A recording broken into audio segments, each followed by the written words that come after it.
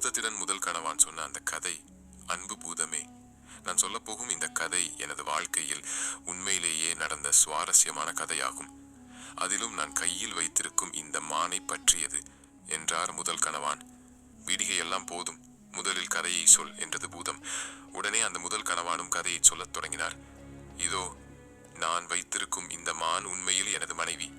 மேலும் இவளுடன் தான் நான் பல வருடங்களாக இல்லறம் நடத்தி இருக்கிறேன். எனினும் எங்களுக்கு குழந்தை பாக்கியம் இல்லாத காரணத்தால் வேறு ஒரு பெண்ணை மணந்து கொண்டேன். அந்த பெண் அழகில் சிறந்து விளங்கினாள். அவளுடன் இனிமையாக தாம்பத்திய வாழ்வை நடத்தினேன். அதற்கு பலனாக எனக்கு அழகான மகன் ஒருவன் பிறந்தான். நானும் அவனை அன்புடன் வளர்த்து வந்தேன். அவன் அழகிலும் அறிவிலும் சிறந்து விளங்கினான். ஊரார் பலர் அப்படி ஒரு மகனை பெற்றதற்கு என்னை பல விதங்களிலும் பாராட்டினார்கள். அப்படி இருக்கும் சமயத்தில் எனது மகனுக்கு 18 வயது நிரம்பி இருந்தது. நான் வியாபார விஷயமாய் வெளிநாடு செல்ல வேண்டிய அவசர சூழ்நிலை முதல் மனைவியான இவளிடமும் சொல்லிவிட்டு, அத்துடன் என்னுடைய இரண்டாவது குடும்பத்தை பார்த்து கொள்ளுமாறு முதல் மனைவியிடம் அவள் மீது கொண்ட நம்பிக்கையில் வேண்டி கேட்டுக்கொண்டு புறப்பட்டேன். அவளும் அதற்கு சம்மதித்தாள். அதுதான் நான் செய்த தவறு. அது எனக்கு பிறகுதான் தெரிந்தது. வியாபார விஷயமாக வெளியூர் சென்ற நான் பல மாதங்கள் கழித்து தான் சொந்த ஊர் திரும்பினேன். வந்ததும் வராததுமாக எனது மகனை தேடிச் சென்றேன். ஆனால் அவன் எங்கு தேடியும் கிடைக்கவில்லை. அத்துடன் எனது இரண்டாவது மனைவியும் எங்கு சென்றாள் என்று நான் அறியவில்லை.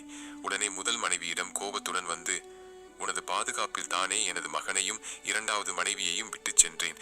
ஆனால் இப்போது அவர்களை காணவில்லை. நீதான் அவர்களை ஏதோ செய்து உள்ளாய் என்று சந்தேகமாக உள்ளது. உண்மையை சொல், எனது இரண்டாவது குடும்பத்தை நீ என்ன செய்தாய் என்று கண்களில் தீப்பொறி பறக்க கேட்டேன். உடனே எனது முதல் மனைவியான இவள் எனது இரண்டாவது மனைவி பாம்பு கடித்து இறந்து விட்டதாகவும் அந்த சோகத்தில் இருந்த அவளுடைய மகன் எங்கோ சென்று விட்டதாகவும் கூறினாள். நானும் கூட எனது முதல் மனைவி சொல்வதுதான் உண்மை என்று நம்பினேன். அத்துடன் எனது இரண்டாவது மனைவியை தொலைத்து விட்டேனே, மகனையும் பறி கொடுத்து விட்டேனே என நான் அழாத நாள் இல்லை. காலங்கள் தான் ஓடியது. அதனால் எந்த பிரயோஜனமும் இல்லை. எங்கெங்கோ எனது இரண்டாவது குடும்பத்தை தேடி அலைந்து பித்து பிடித்தவன் போல ஆனேன். பின்னர் பலி விருந்து பண்டிகை வந்தது. இறைவனுக்கு மாட்டை வெட்டி பலி கொடுக்கும் வழக்கம் எங்களுக்கு இருந்தது. அதனால் என்னிடம் வேலை பார்த்து வந்த மாடு மேய்ப்பவனை அழைத்து ஒரு கொழுத்த மாட்டை கொண்டு வருமாறு கூறினேன். அந்த மாடு மேய்ப்பவனும் நல்ல அழகான கொழுத்த மாட்டை கொண்டு வந்து நிறுத்தினான். அந்த மாடோ என்னை கண்டதும் அளவற்ற பாசத்தை காட்டியது. எனது பக்கத்தில் வந்து நக்கி கொடுக்க ஆரம்பித்தது. அத்துடன் என்னையே அது சுற்றி வந்தது.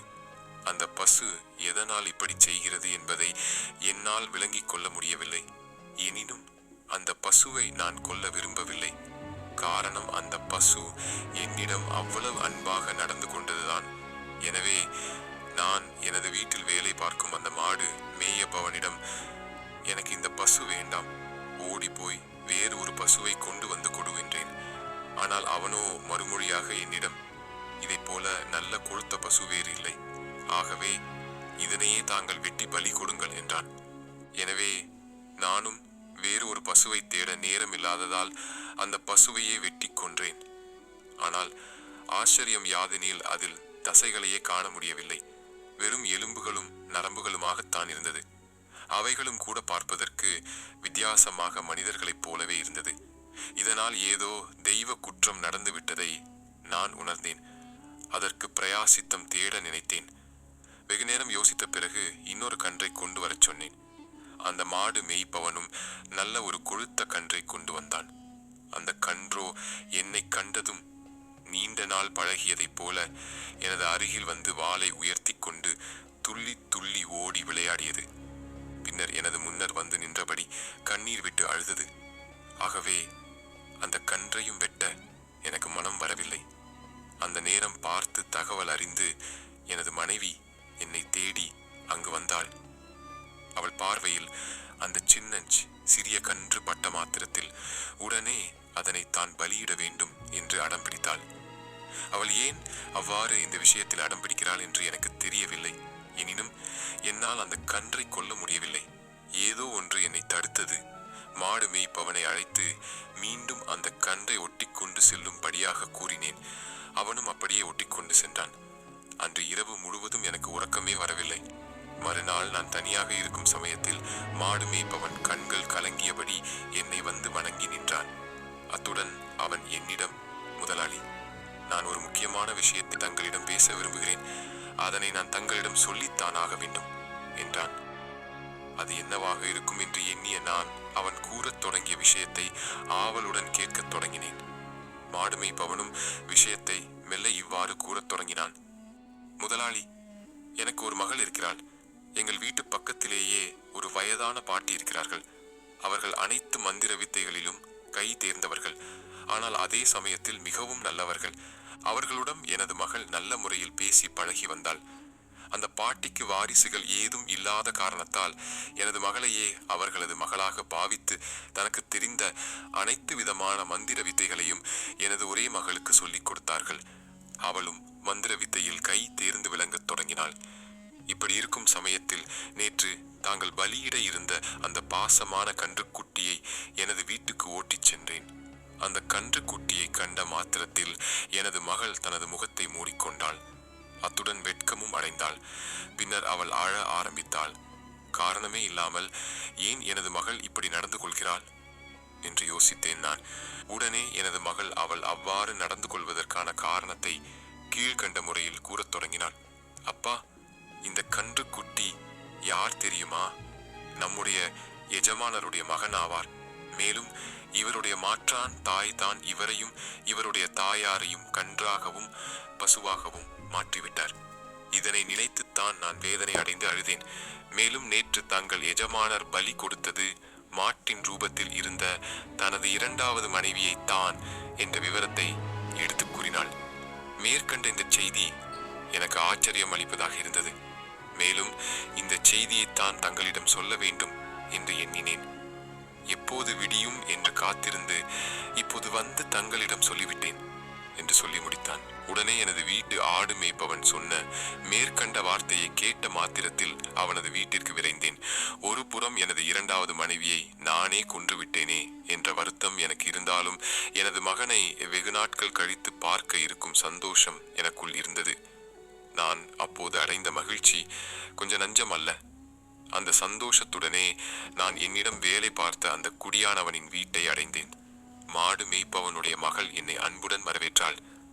என்னம்மா, உனது அப்பா சொல்வதெல்லாம் உண்மையா என்று கேட்டேன். எனது அப்பா சொல்வது அனைத்தும் உண்மைதான். மேலும் கன்று குட்டி வடிவத்தில் இங்கு இருப்பவர் உங்கள் அருமை மகன்தான் என்றாள். உடனே நான் அவளிடம், அம்மா, நீ ஏதோ பாட்டியிடமிருந்து மந்திரங்களை எல்லாம் கற்று வைத்திருக்கிறாய் என்று கேள்விப்பட்டேன். அதனை பிரயோகித்து எனது மகனை மீண்டும் பழைய நிலைக்கு மீட்டு தர முடியுமா? நீ அப்படி செய்தால் உனக்கு எனது பாதி செல்வங்களை தருகிறேன்.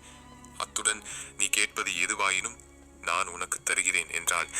ஐயா, எனது 2 கோரிக்கைகளை தாங்கள் நிறைவேற்றி கொடுத்தால் உடனே உங்கள் மகனை நான் பழையபடி மாற்றிக் கொடுக்கிறேன் என்றாள். அதன்படியே நானும் அவளது கோரிக்கைகள் எதுவாயினும் அதனை நிறைவேற்ற ஒப்புக்கொண்டேன். அதன்படி அந்த பெண்ணும் தனது 2 கோரிக்கைகளையும் எடுத்து முன்வைத்தாள். அதன் அடிப்படையில் தனது முதல் கோரிக்கையாக தங்கள் மகனுக்கு என்னை மனம் முடித்து வைக்க வேண்டும் என்றாள். பிறகு 2வது கோரிக்கையாக, இத்தனை கொடுமைக்கும் காரணமாக இருந்தவர் தங்கள் முதல் மனைவிதான்.